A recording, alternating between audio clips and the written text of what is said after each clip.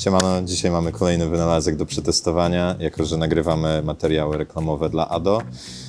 Wpadliśmy w posiadanie tego oto rowerku i nie będzie to płatna promocja, a raczej taka recenzja i nasze zdanie, co tak naprawdę myślimy o tym rowerze.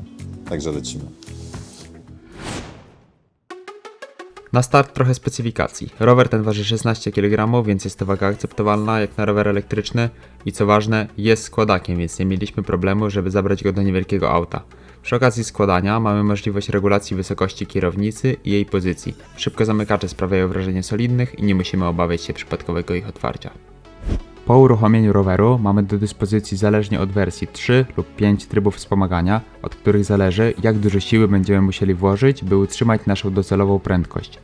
Na ekranie możemy na bieżąco obserwować, ile procent baterii nam jeszcze zostało. Są też informacje na temat przebiegu roweru oraz prędkości średniej, chwilowej i tym podobne, a jeśli chcemy uzyskać więcej informacji, możemy użyć do tego aplikacji ADO e-Bike i połączyć telefon z naszym rowerem. Aplikacja jest w fazie testów i połączenie się z telefonem nie przyszło nam tak łatwo, jak sobie to wyobrażaliśmy, ale jest to wykonalne. Silnik tego roweru ma moc 250 W, a prędkość maksymalna wynosi 25 km na godzinę, czyli norma, na więcej nie pozwalają przepisy europejskie. Deklarowany zasięg to maksymalnie 100 km, lecz będąc szczerym, trzeba byłoby go mocno oszczędzać, by się do niego zbliżyć.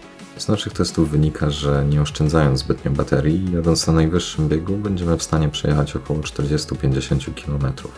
Tutaj przejechaliśmy 36 km i pozostało nam około 15-20% baterii. W trasie zauważyłem, że procentowe wskazanie baterii nie jest zbyt precyzyjne i po prostu wjeżdżając pod górkę potrafi spaść w związku ze spadkiem napięcia, a później z niej zjeżdżając wraca do normy. Po przejechaniu około 20-25 km natomiast odczułem dosyć mocno siodełko, natomiast jest to indywidualna kwestia, więc tutaj nie mam zbyt wiele do zarzucenia. Co ważne, mamy tu tylko jedno przełożenie, a rolę łańcucha pełni karbonowy pasek. Dla mnie miłym zaskoczeniem były te hydrauliczne hamulce, które działają całkiem sprawnie i przednia lampka, która jest zasilana z baterii, więc jeśli macie naładowany rower, nie musicie się martwić, że lampka Wam nie zadziała, ale niestety już tylna ma własną baterię, więc o nią trzeba się martwić. Ten rower nie ma manetki, która umożliwiłaby nam jazdę bez pedałowania. W tym przypadku mamy czujnik siły nacisku w suporcie, więc czym więcej siły używamy, tym więcej on nam będzie pomagać. Jesteśmy na tej samej górce co ostatnio. Sprawdzimy, jaką prędkość będę w stanie utrzymać, nie używając zbyt dużo siły. Postaram się to zrobić tak jak ostatnio, więc lecimy. Mam włączony maksymalny tryb wspomagania, pomagam mu bardzo mało. Mam teraz 17 na godzinę, 18, 19 i utrzymuję cały czas 19 km na godzinę. Więc pod te wzniesienie spisuje się bardzo podobnie jak Fido.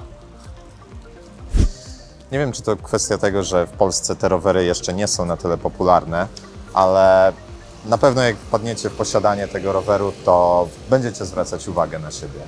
Nie jeden, nie dwa, w zasadzie już 3 razy, od kiedy zaczęliśmy nagrywanie dzisiaj, już zwracali ludzie uwagę na ten rower.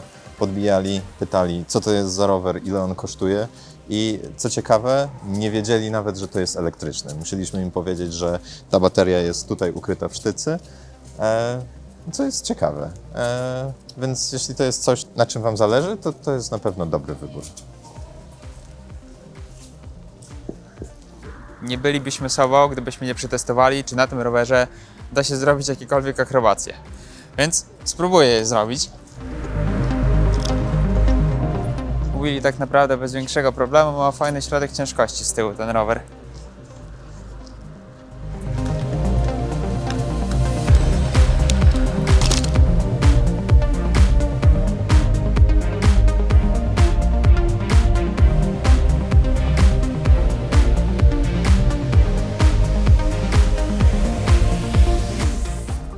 Chcąc określić, jaka jest grupa docelowa tego modelu ADO, to raczej będą to osoby, które muszą często transportować rower autem lub komunikacją oraz mają mało miejsca na przechowywanie roweru na co dzień.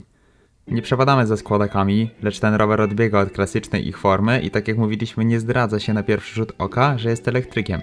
Na plus naszym zdaniem jest też fakt, że nie próbowano tu wprowadzić miliona niepotrzebnych rozwiązań, z którymi są często później problemy, bo w naszym egzemplarzu od momentu wyciągnięcia z kartonu do teraz nie było żadnych problemów, a co więcej udało się odblokować ten rower do 32 km/h.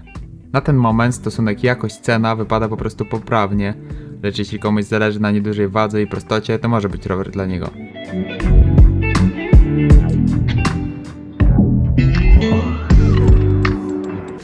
Jeśli chodzi o jakieś nasze wrażenia z jazdy tym rowerem, to jest on na pewno ciekawy. Jest ciekawy z tego względu, że jest kompromisem, jeśli chodzi o takie małe rowery, jakim jest na przykład Fido, a takimi pełnowymiarowymi rowerami. Mimo wszystko bałbym się wyjechać tym rowerem bez naładowanej baterii. Dlaczego? Z tego względu, że jest tutaj pasek i mamy jedno przełożenie. I jazda tym rowerem bez wspomagania stanowi wyzwanie. Nie to, że się nie da, ale mimo wszystko nie chciałbym być na to skazany. Podsumowując, ten rower wyróżnia się na pewno swoją estetyką i mi bardzo przypadł do gustu. Myślę, że jeśli będę wybierał się na jakieś przejażdżki, to zdecydowanie sobie go wezmę. I co? Tyle? No to tyle. Jeśli macie jakiekolwiek pytania co do któregoś z testowanych przez nas rowerów, piszcie śmiało. Mieliśmy okazję już ich trochę przetestować, więc chętnie odpowiemy na wasze pytania.